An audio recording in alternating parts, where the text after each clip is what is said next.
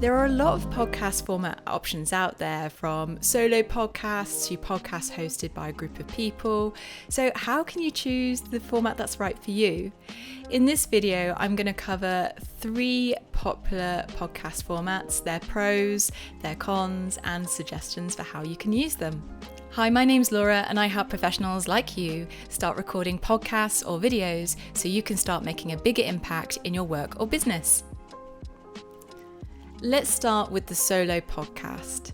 Like this video, a solo podcast involves one host recording content for the show.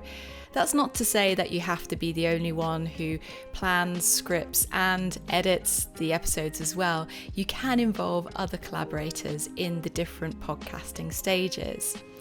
What's more, if you want to involve other people's perspectives in your show content, then you can quote other people or even sample sound bites from other audio or video tracks. If you're going to do either of these, though, make sure that you have permission first before you sample and that you reference sources accordingly.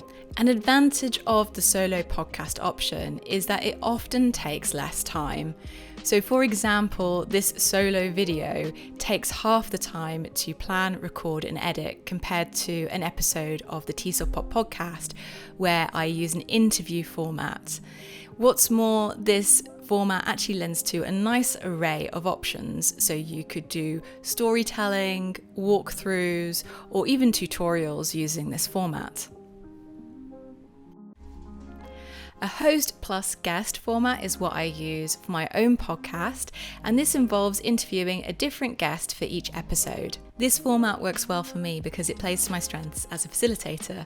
So I really enjoy the collaborative process of working with guests to plan episodes that serve listeners. And in addition, I like how it enables the podcast to showcase an array of ideas and voices in education.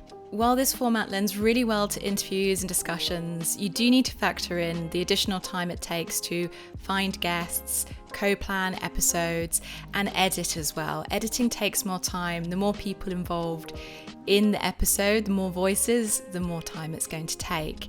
So an example of this is Teasel Pop. 15-minute episodes that involve 2 people speaking take around about 5 hours to produce from concept to publication. A group podcast involves 2 or more people hosting a show together.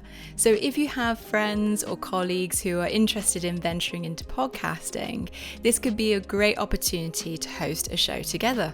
If you're planning to record a group podcast, it's a good idea to discuss how many episodes you can commit to and what your workflow will look like before you start recording.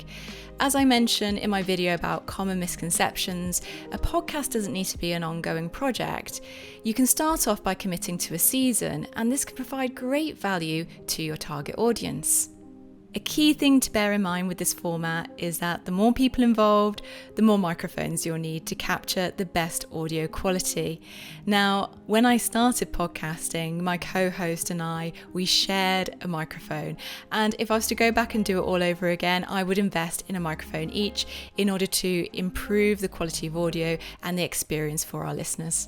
What's great about the group podcast format, though, is that it offers you an array of options, from in-depth discussions to really playful game shows, so you can get really creative when you have a group of you on the microphones. Listening to other podcasts, it can be a great way to gain inspiration to work out which of these formats suits you. Let me know which format you prefer in the comments below and what your idea is for your podcast.